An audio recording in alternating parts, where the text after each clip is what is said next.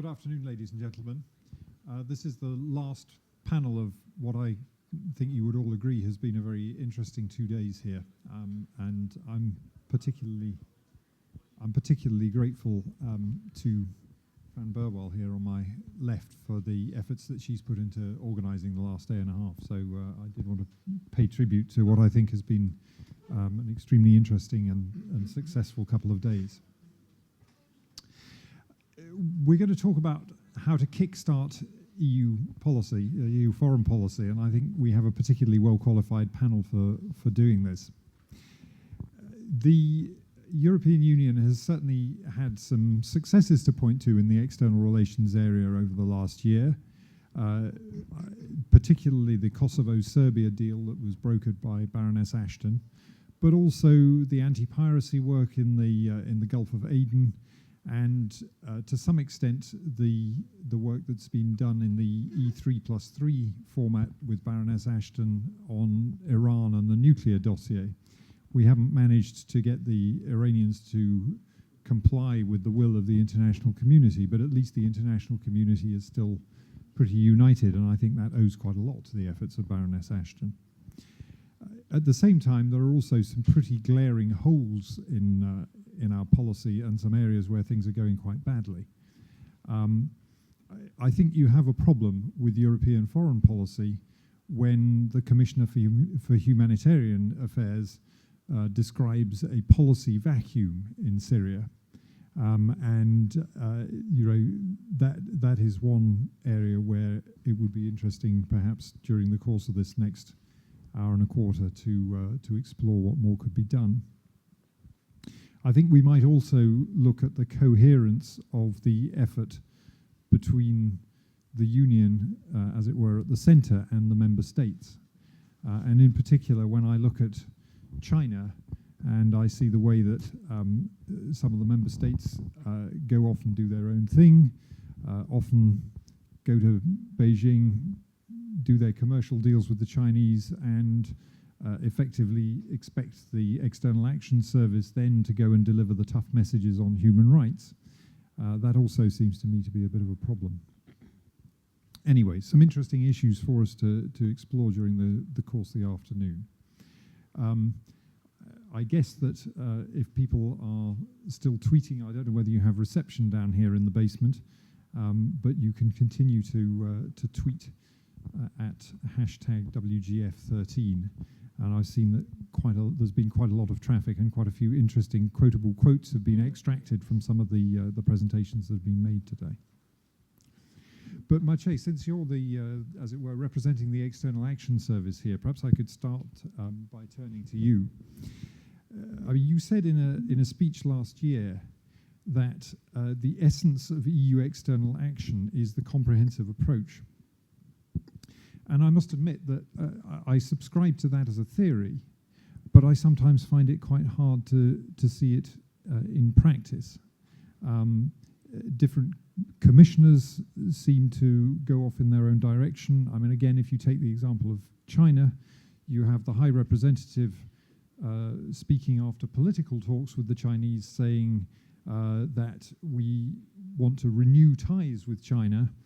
And within a few weeks of that, you have the Trade Commissioner thumping the table and telling the Chinese that they are dumping solar panels on the European market.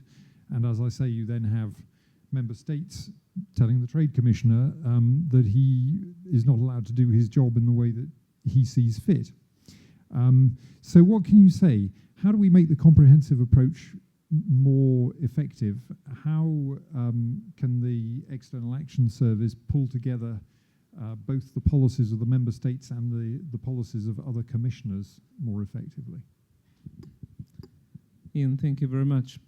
Let me perhaps start with a very short answer to the first question, how to kickstart EU foreign policy. I mean, you can kickstart a Vespa, but you cannot kickstart a big vessel, which is the European foreign policy, as imperfect as it still is. It's a matter of ambition and consistency. It takes time.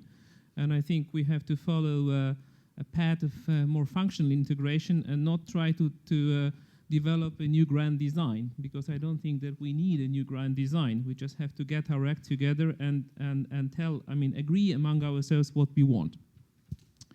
On the comprehensive approach, indeed, for us, the High Representative, the AS, it has become almost an act of faith. That's what we believe in. And it's right. But there is also a misconception out there, because people think that comprehensive approach is a policy. No, it's a working method. It's not a policy.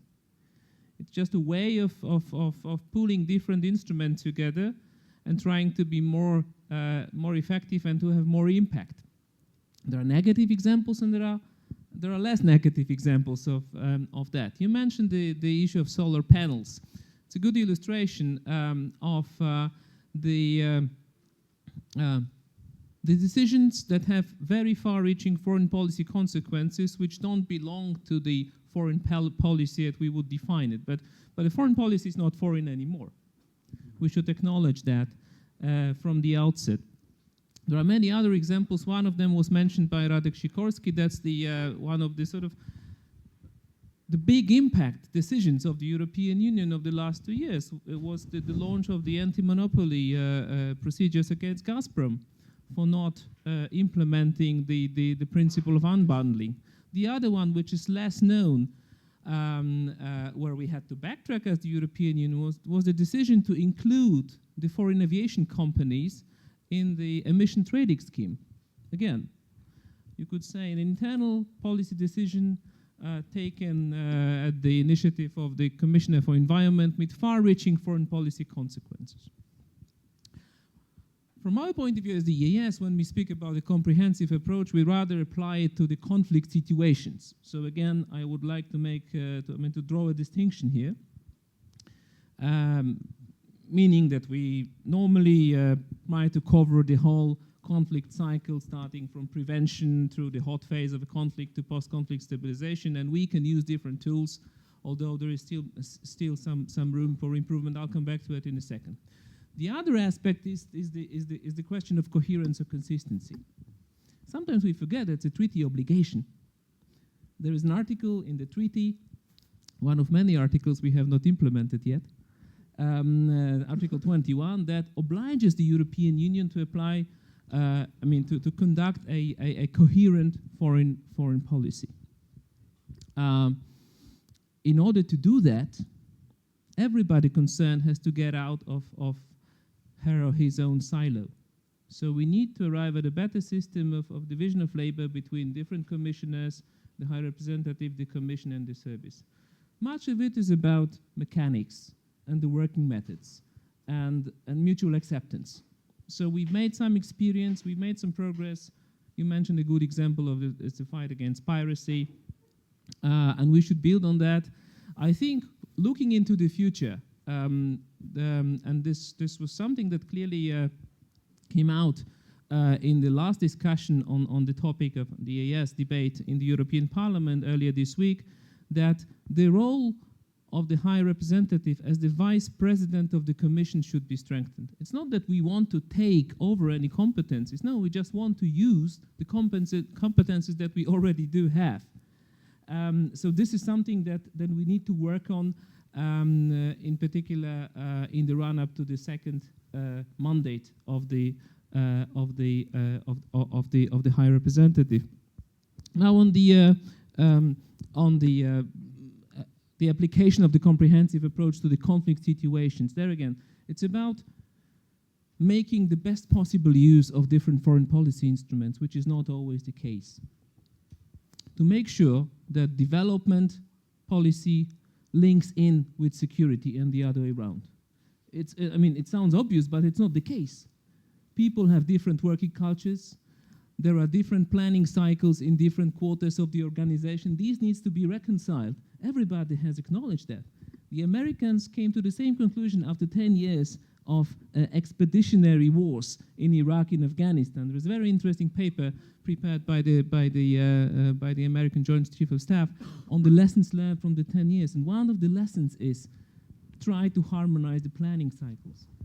I would also echo what Radek Sikorski has said in the panel before. We need to politicized development aid. It has to serve a political purpose.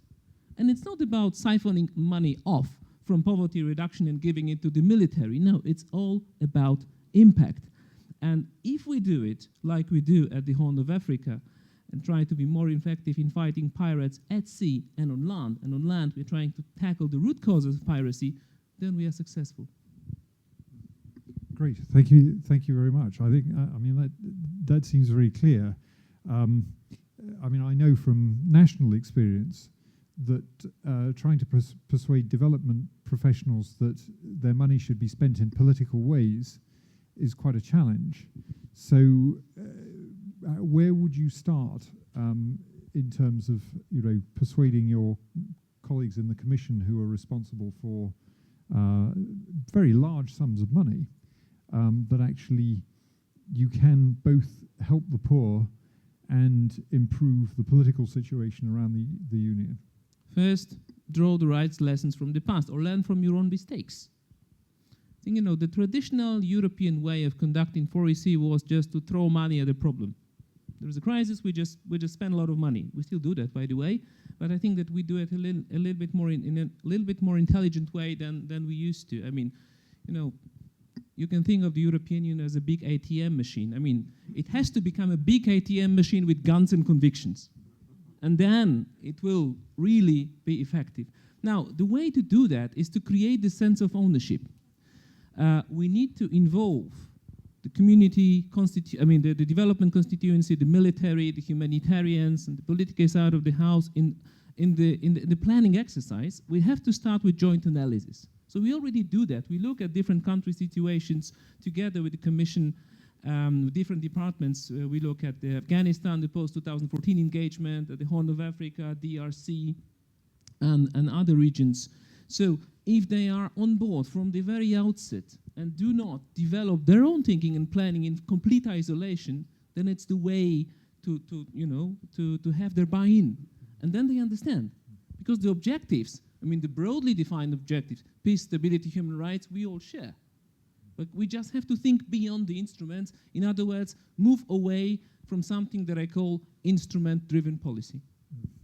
Thank you, that's very useful. And I think that segues neatly into what I was going to ask Giovanni. I mean, Giovanni, we had an interesting discussion in the plenary there about global strategy. You've been very much involved in the work on the European global strategy among the think tanks. You said that the EU should be trying to shape change in ways that are consistent with Europe's core values and evolving interests. And I think what Maciej has just sketched out seems to me to be a kind of institutional expression of how that might work. I guess the question for me, perhaps looking more at the relationship between the Union and the member states, is whether you can in fact get people to reconcile their values and their interests. Whether you can, for example, get a single policy among the member states on whether or not to see the Dalai Lama, or whether in a time of economic crisis, what tends to happen is, as I suggested in my opening remarks, that you effectively say to the External Action Service, you're in charge of values, I'm going out there to defend my interests. So, do you have a recipe for how we can get that balance of values and interests working better, and how you can get the member states and the institutions both to be promoting Europe's values and Europe's interests in the world? Well, thank you very much, Ian. Thank you to the organizers for inviting me to join this panel and share some thoughts, including on this very challenging question, indeed, values and interests, national and European level of external action and foreign policy. Let's be honest, there is no quick fix, and there is no easy win out there in a world that is getting more complicated, that is getting more multipolar. We heard some of the statistics that are often mentioned. Clearly, we are losing shares whether populations, GDP, capacity for innovation, and so on and so forth. That is a little bit the trend in relative terms. And foreign policy may not sell very well at home, but certainly foreign policy starts at home. And when it comes to the European Union, that poses a double challenge. The challenge of a collective actor, because we are 27, 28 actually, member states who have to find a consensus on priorities, on joint positions, and the challenge of political cohesion within the Union, the sense of ownership, that we are all on one boat, so to speak. And obviously, the Eurozone crisis and all its implications and reverberations has been challenging this sense of cohesion and this sense of ownership.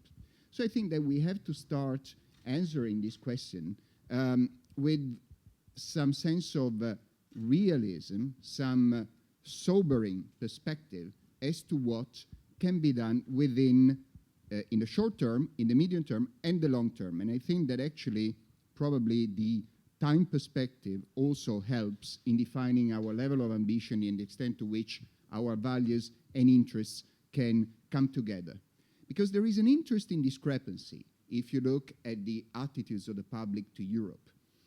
We have seen in many polls, recently again, I think it was Pew, putting across pretty staggering results on views of the public on Europe, with decreasing degree of support, I think plummeting in 7 or 8 countries from an average of 60% of favor to the European Union or favorable views to the European Union to 45%, and much lower than that in a number of countries, in particular those in financial distress. Particular drop in France, among other countries. And we know, once again, as we know the statistics about the shifting power trends, we know also the statistics about public opinion in Europe. But it's equally true that when asked about whether Europe should play a bigger role in the world, in foreign policy and external relations, people tend to answer yes. There is a pool of support there for Europe to do more in the world, for Europe to have a more unified profile in the world. And that is a discrepancy that offers an opportunity.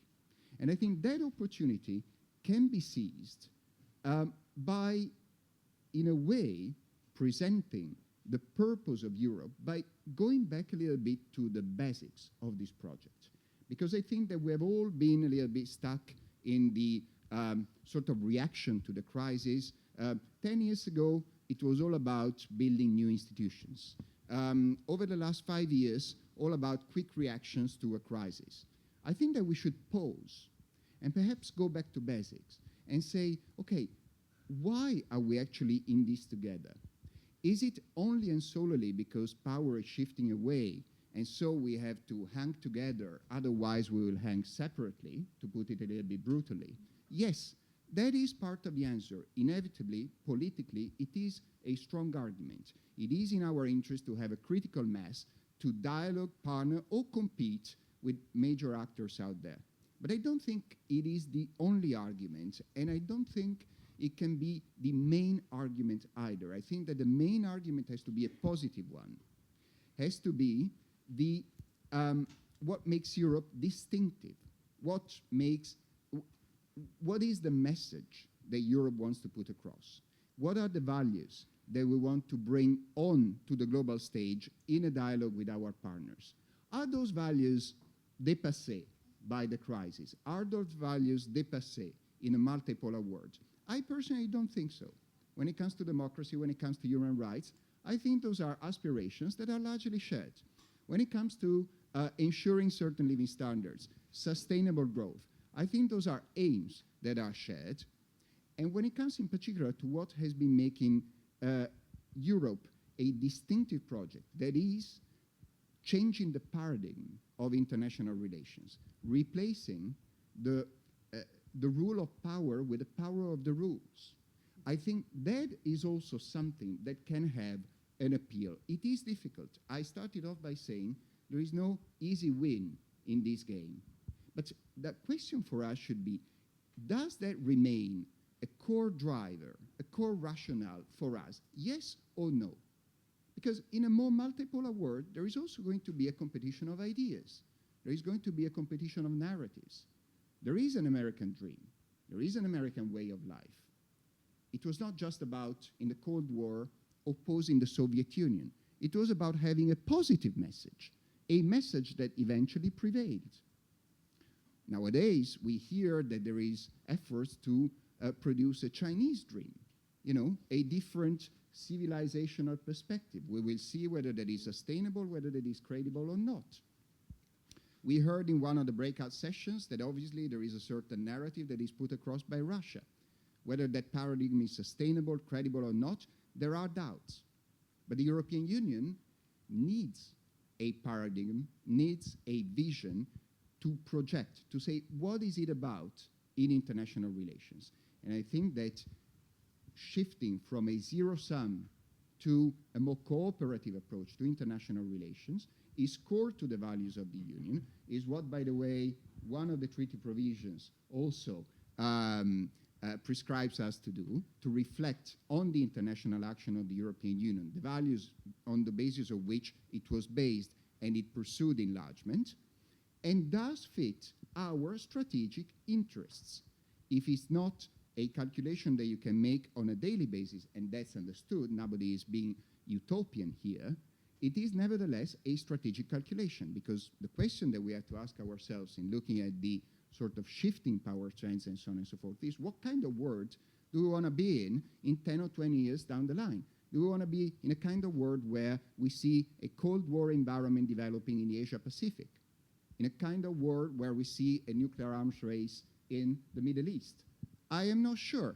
What are the solutions about it? I think that part of the original European recipe, going back to basics, remain as valid as it was a few decades ago. Thank you. Okay, I might come back to you later on the rule of power versus the power of rules, but I want to move on to Jan, because what you said there about the situation in Asia and the situation with China, I think goes quite nicely into what Jan has written about in terms of the interest that Europe and China have in protecting the liberal world order at a time when the United States is in relative decline. And I guess my question is, at the moment, I'd say that it's quite likely that the US is in relative decline, but Europe is certainly in relative, if not in absolute decline.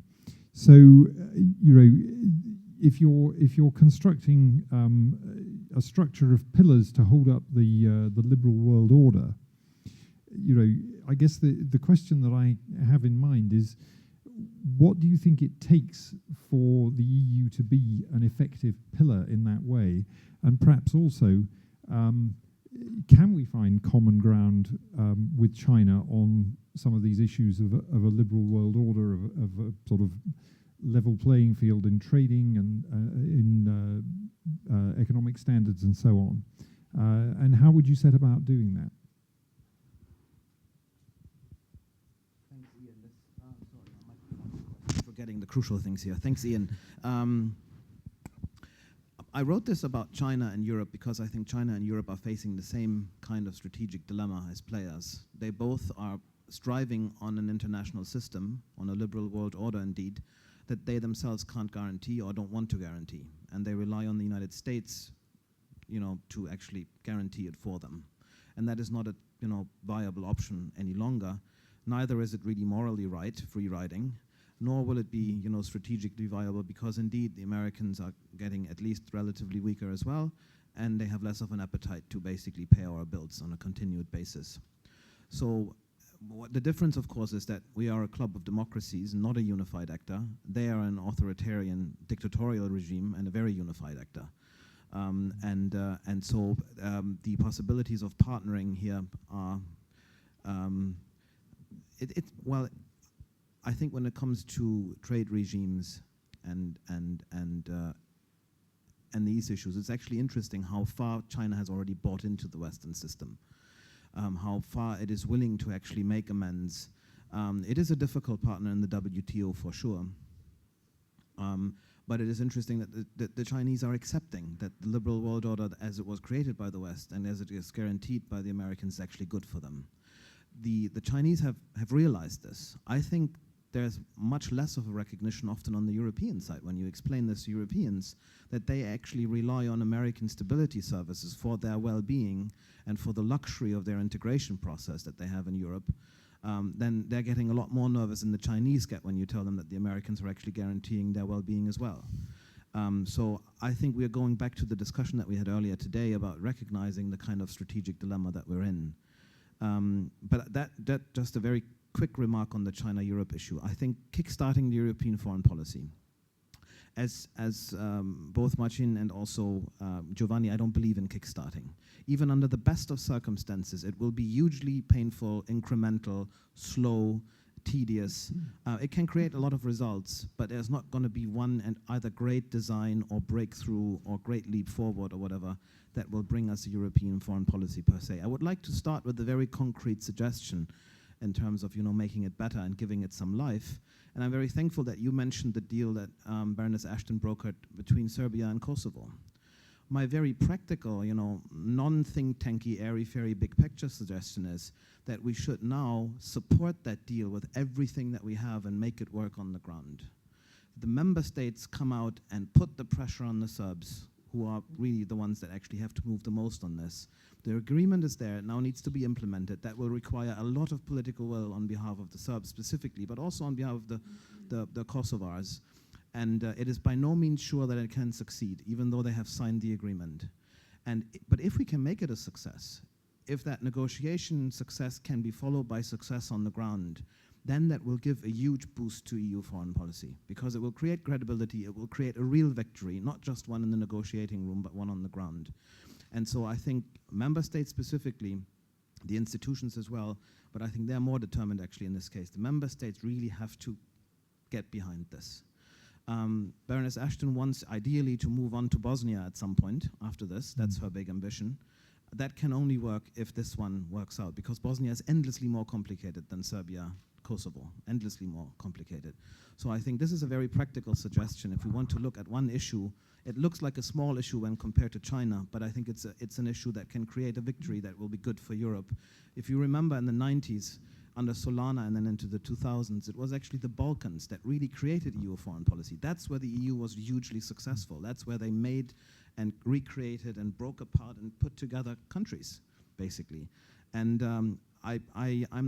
my feeling is that this deal with Kosovo and Serbia could lead to something, maybe not in the same size, but could bring an energy boost into the foreign policy thing.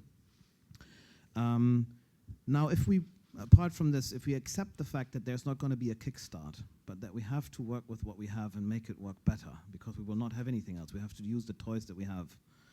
And then when you look at the assessments of why they don't function properly, why the External Action Service is not as what we hoped it would be, and some of these other weaknesses, I mean, there are tons of analysis out there and suggestions as to how to make it better. I think 3 things emerge if you put all of these reports together and look what they have in common.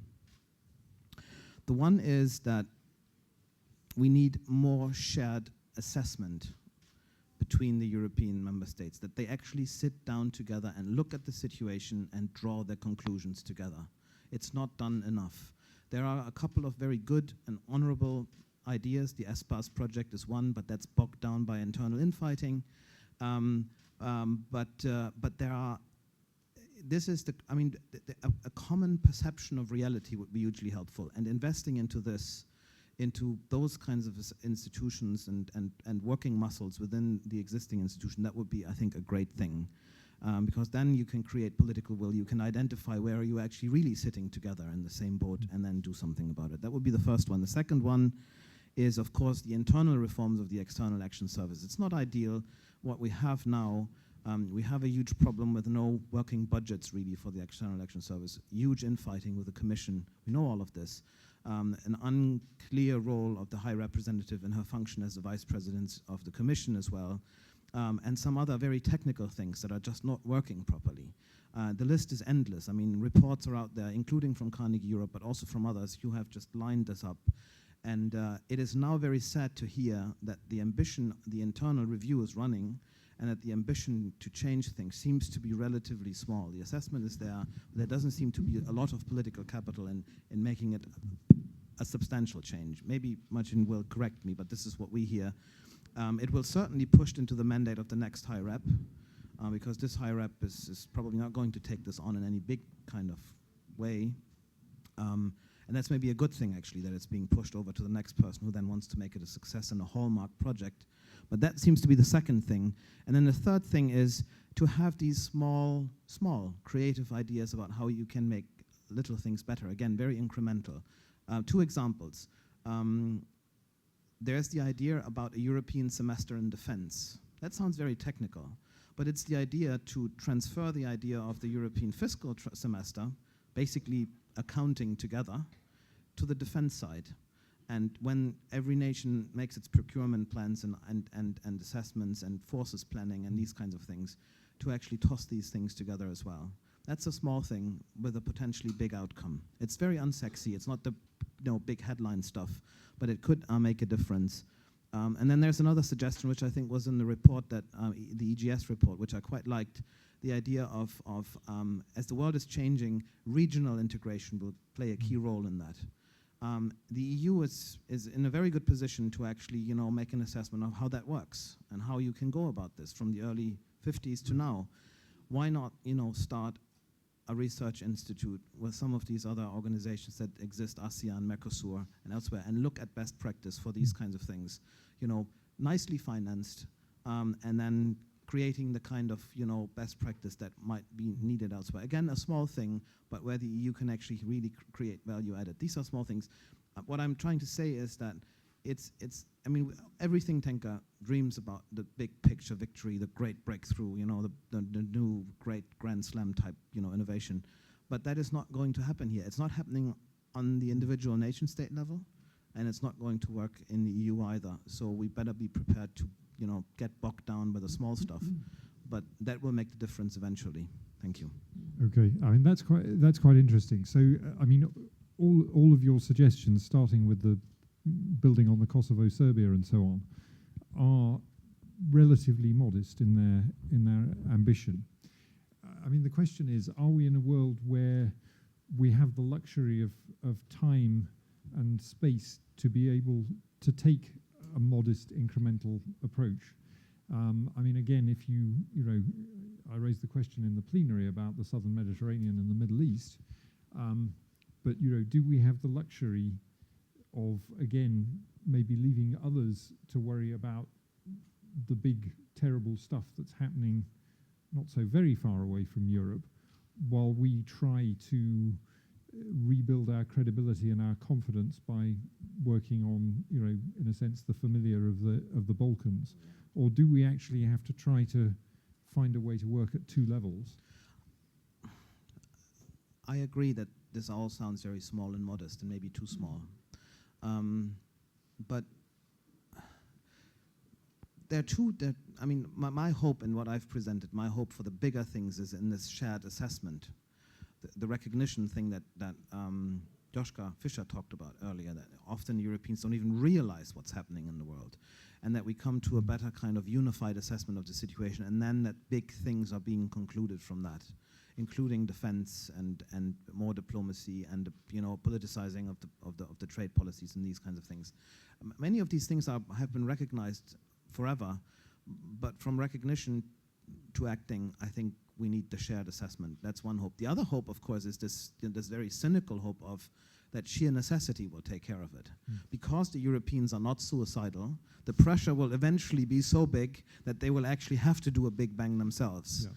But I'm not convinced that the sheer necessity theory applies. No, I tend to agree with that. Humankind has often proven that it's not really susceptible to that. So, that's always the last hope of anybody who's talking about these things. But I think more of a shared assessment. In the end, even the big things need small, daily, little steps of achievement. Yeah. I apologize for being so unsexy, but that's what it is. What it's about.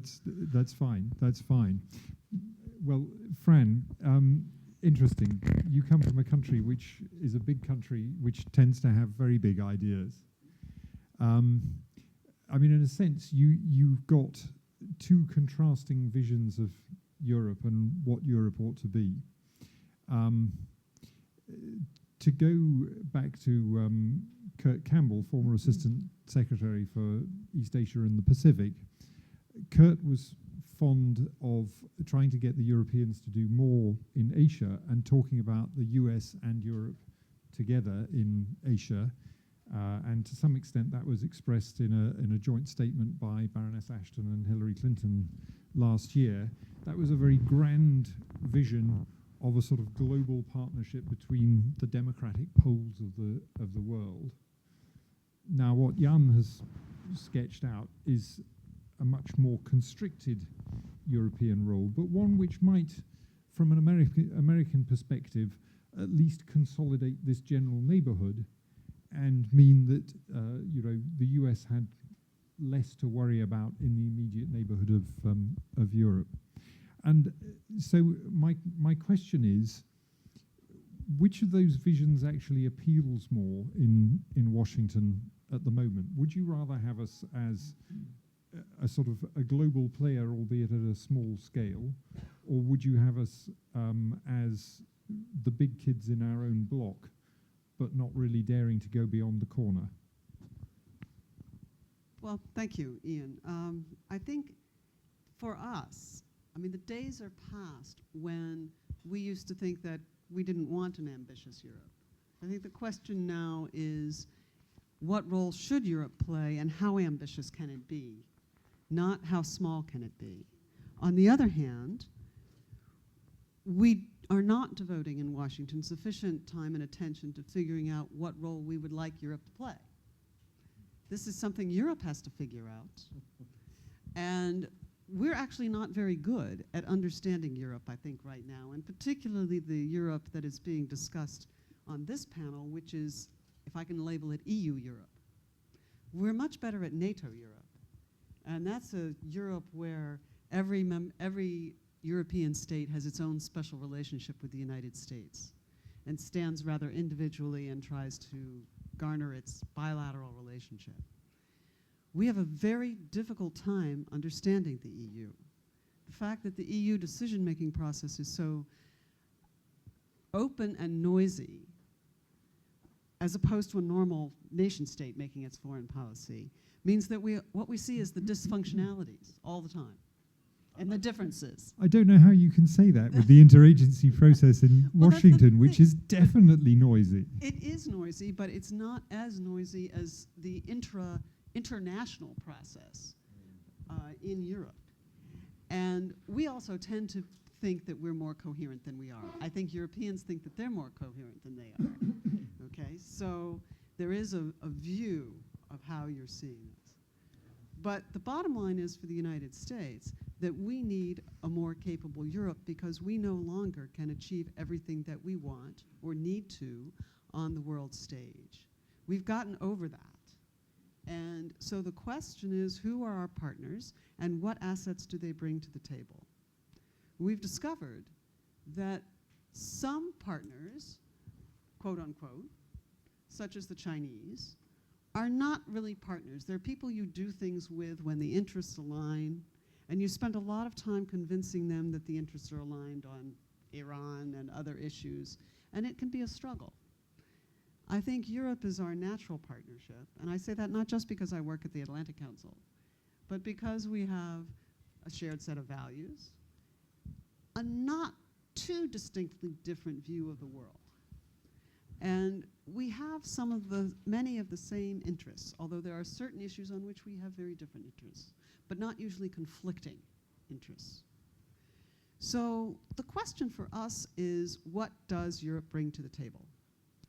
The big concern in Washington right now is about military capabilities. There's no doubt about that. And there is a lot of disregarding what Europe can do because, quite frankly, Americans tend to overemphasize the military asset. But Europe has been a key partner on Iran. We haven't yet convinced the Iranians, as I think Maciej said earlier, but Baroness Ashton and others have really actually sacrificed quite a lot. The fact that the Greeks would cut off their energy supplies from Iran in the middle of a financial crisis is actually something that when you put it on the table, impresses a lot of Washingtonians.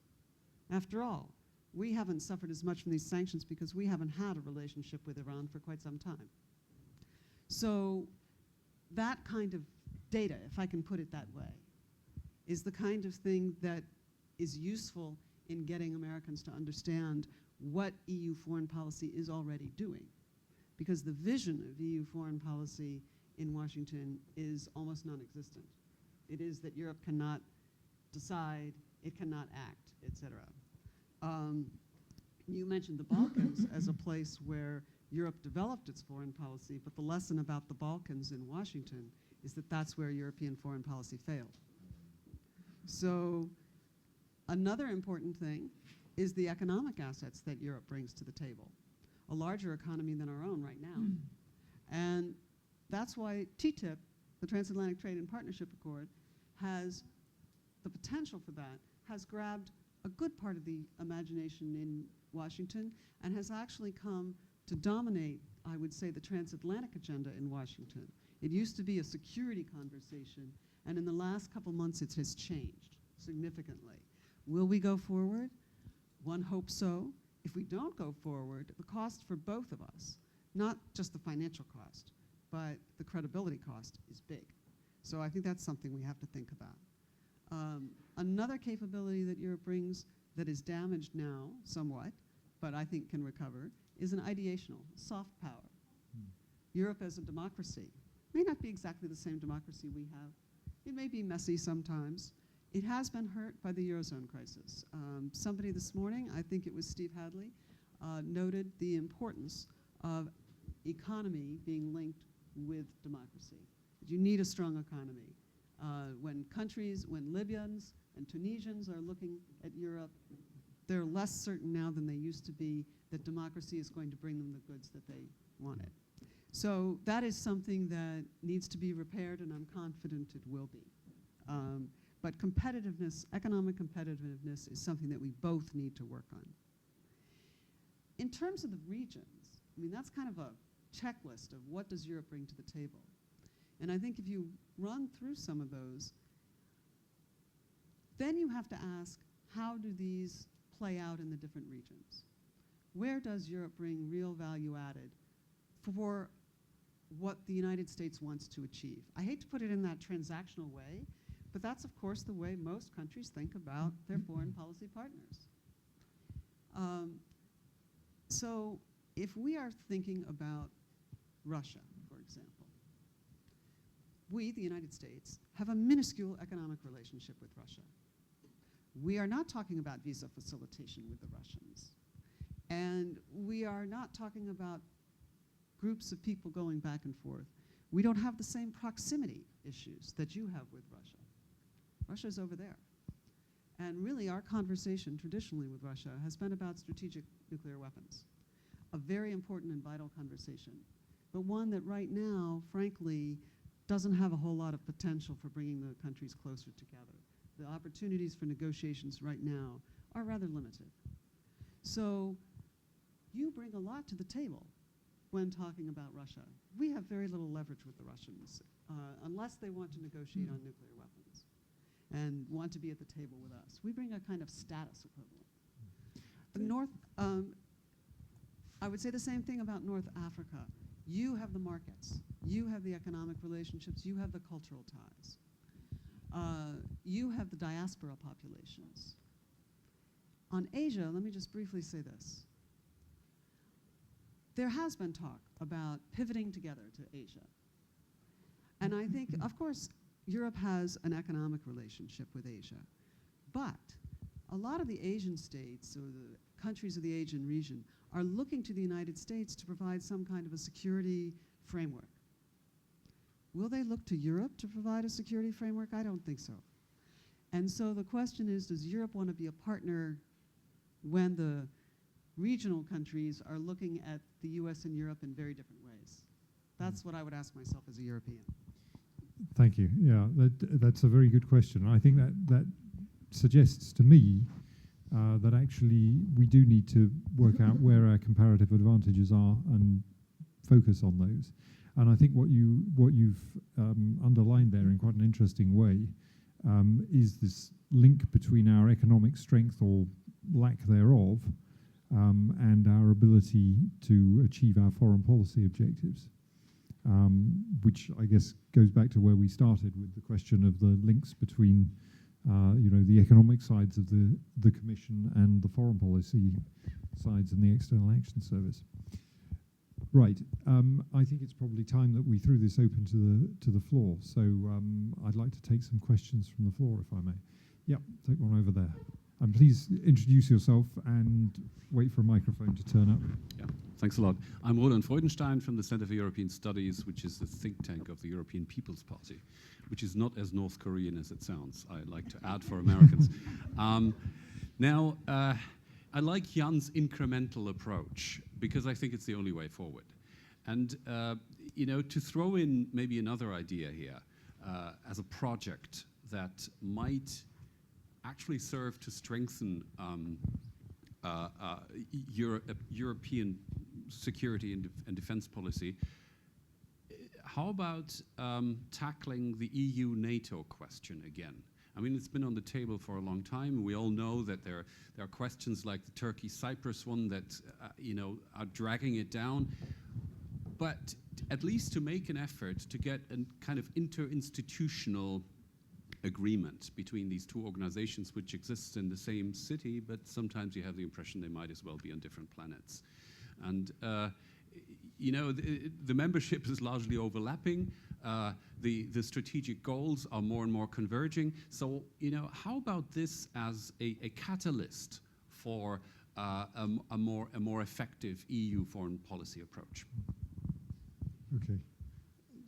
Would you like to start that? Because I suspect that you probably have scars on your back from discussions of these sorts of issues within the EU. And a lot of grey hair because of that. Now, I've been dealing with that for 10 years. I had a break to do something else, and when I came back, I was surprised that so little had changed. Well, it's on our radar screen, but I would turn it around. I mean, I don't think that EU-NATO relationship as such, that we can use it as a trigger to kickstart, to move forward the European security policy. But as we are now, we have launched this general discussion about European security and defense policy that will culminate at the European Council in December. Culminate but not end, hopefully. We should make the EU-NATO organization-to-organization relationship part of that reflection, which would help. For example, when we look at the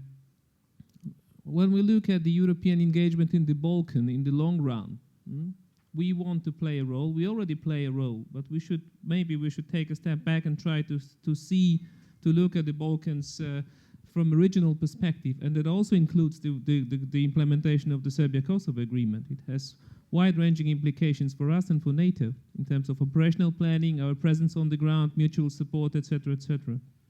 So there is a lot of convergence in our actions on the ground. There is a lot of convergence in our conceptual thinking on cybersecurity, for example, many other issues where the staff-to-staff cooperation is pretty good, but we are not able to move one step up in the value chain because of the political constraints we all know so well. So this is definitely something we would like to tackle, but not go for it in its isolation, because then it could backfire. And there are so many strings attached. Some of those strings leading to Ankara, to Nicosia, etc., etc. So it's better to look for good deliverables and then look at EU-NATO from that angle. Yeah, I mean, I'd throw it open to the rest of the panel, and one of the things that I'd be interested in is whether people think that this is actually a good or a bad time to try to tackle some of the underlying issues, because as you rightly say, the strings lead to Ankara, Nicosia, probably also to Athens, all of them at the moment facing their own challenges. Is that the best or the worst moment at which to try to make progress on the underlying issue and to try to get a slightly more sensible set of arrangements than we can have in the current constellation? Very briefly, two things. I don't think the timing is right. I think the Turkey situation has reduce the chances of actually putting this on the table in a sober way. I think it's a much better time to now, get the accession process back on track. But that's maybe another issue to talk about separately. But NATO, EU not. Second thing, my feeling is that this is a hugely overrated issue. That I think the real benefit to be gained from it are not as big as we think they are. Because when you actually keep in mind the largely overlapping membership, as Roland has pointed out, many of the issues that we're facing, pooling and sharing issues, the single set of forces issues, these kinds of things, those are the real problems. They can be dealt with without the rapprochement, I'm absolutely sure. What we can't deal with, obviously, is interlocking missions more, even though there are some very practical things already happening between the EU and NATO. But I'm not sure that the great benefit lies in this mantra issue. I think it's completely hopeless as a trigger. And I don't think that we should play it, but I think also we should actually really put it down on the priority list, because it will not create the benefits that we all hope it would. Okay. Well, actually, I'm going to take another question because I'm conscious of the time. But yeah.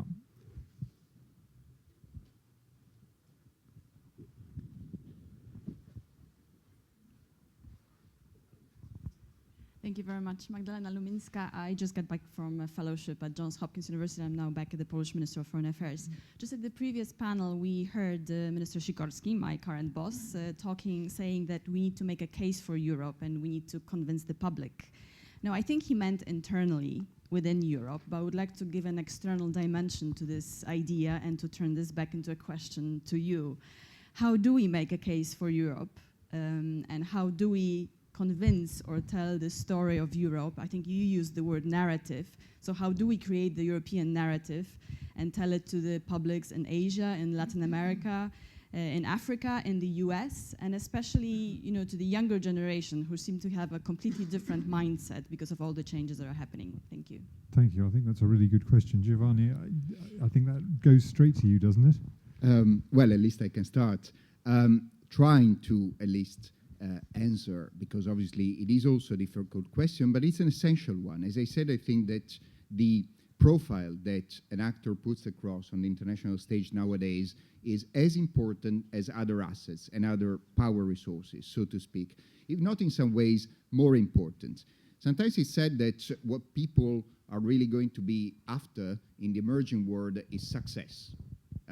That is, the power that will carry more influence will be the most successful one, the one that performs best, that grows the fastest, that consumes the most, and so on and so forth. And that is part of the debate indeed. From that standpoint, we all know how much the profile of the Union has actually been affected by the Eurozone crisis.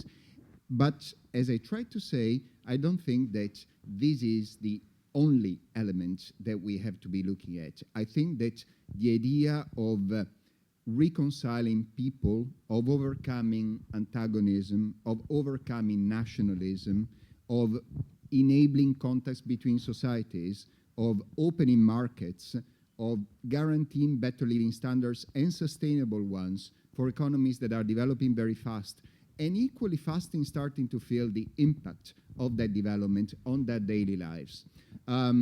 The capacity to reconcile competitiveness and welfare, which is something that the Chinese themselves are looking into these days, and not only them, the Brazilians. I mean, each will have their own solutions, and this is obviously not about imposing, is also not about patronizing, in particular after the experience of the economic crisis we have been going through over the last few years.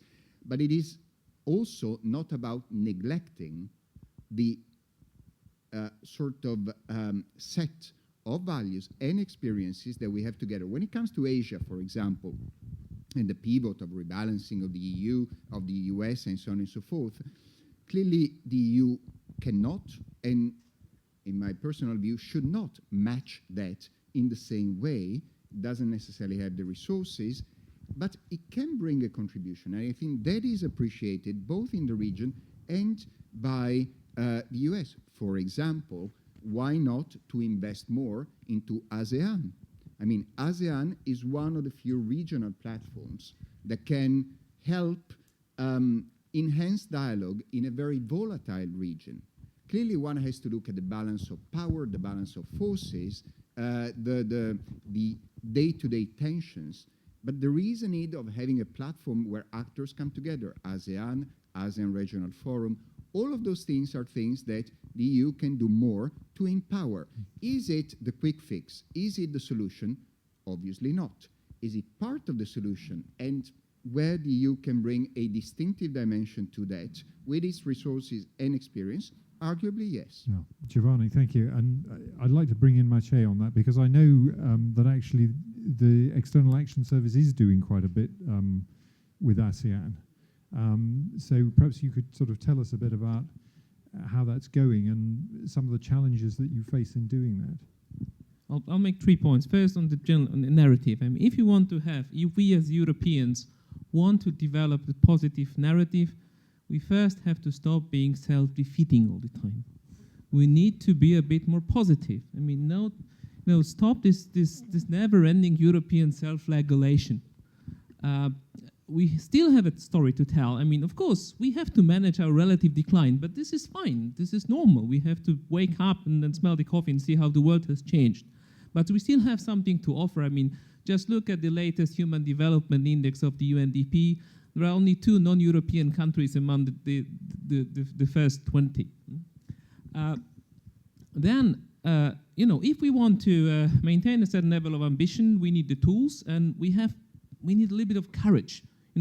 We have to flex the muscle from time to time. I mean, to apply greater conditionality, to take forward this whole discussion about European defense. I mean, I'm trying to be optimistic because this is my job, to work on the European defense. So I don't know what the outcome of the December discussion will be. But I mean, there is a potential there. And Europe was constructed as a peace project, that the Europeans have a traditional aversion to power. We have to move away from that. And we used power only once in the 10 years of history of CSDP, and that was in Somalia last year. Nobody noticed, but it was quite effective, as we attacked the pirates on land. Now on the ASEAN, this is already the case. I mean, we don't have the 4th Fleet to send to the Pacific, but we can engage with the Asian countries much more than we have done in the past. And as a matter of fact, they are coming to us because there are certain issues where they think we are interesting interlocutor, where we can offer something, or we can do things together. For example, on cyber issues, on crisis management, on fight against piracy, or even the management of space. So we've already launched a number of interesting dialogues on these issues with India, with Indonesia, even with Pakistan, even with China. That is, of course, a more difficult client. So it's a trend, and it's going to continue. Yeah. Well, that's good. I mean, that seems to me to be quite an optimistic picture of how we can kind of sell our value on the international stage. Ian, can I quickly say something about the narrative? Very briefly. 1 minute. Yes. 2 things. First of all, I think narrative is an overplayed issue in the European Union. Narrative is now everything. We just have to explain it better and come up with a better narrative, and then people will start to love it. I think narrative is important, but we are overrating it. It's about, in the end, it's about output and input legitimacy, what you create for people and how you let them participate. And on both sides, we have to improve. And then a good narrative on top, great. If you want to focus on narrative, I agree with you, the external dimension is the new thing, which I think could be, I mean, we're talking about Europe still as a peace project, but we now have to learn that without the external dimension of peace, there will not be a peace project Europe. It's not about Germany and France not going to war against each other anymore. We will not have peace and affluence and stability and calm in Europe if the rest of the planet is not stable. That's the nature of a globalized world, and that's part of the narrative. We're not using the external element of the narrative at all, and that's a mistake. Let me just briefly say something about the making the case for Europe from an American. Let me say a few things about making the case for Europe from an American perspective, from a DC perspective. And the way to make that case is with data. When people sit around and say, oh, the Europeans can't do anything because they're so mired in their economic crisis, say things back about the Serb-Kosovo deal. That actually caught a lot of attention in Washington, very positive attention. Is it the time to do NATO, EU, given that? No. But on the other hand, is it time to have the European Defense Agency and Allied Command Transformation come up with some good projects that would help defense capabilities? That's real NATO-EU cooperation, which if pushed forward provides more of a case for Europe. Somalia is a very interesting case. a law mission, development mission, as well as a military mission kind of put together. We Americans don't do the comprehensive approach very well, actually. And so that's one area, this anti-piracy effort has been a big success of the EU. And finally, I would just say underscore what Maciej Popowski said. Don't come over to Washington and say, we're never going to get our act together. We're Europeans, we're never going to get our act together. It only reinforces the difficulties. And I don't think you hear many Americans coming over and saying, we Americans will never get our act together. We sound often more positive than we may feel at home. So, thanks. Well, that's a nice optimistic note on which to end. I must say that as a Brit, it's been an unaccustomed pleasure to be at the heart of Europe here today. I'll happily stay there. I'm not sure about the rest of my fellow countrymen. But I would like to say that I think it's been a really encouraging discussion. I'm leaving it more optimistic than I came in about some of the areas in which I think we can move forward with European foreign policy. And I would like to thank all of our 4 panelists very much. So please join me in thanking them for their contributions.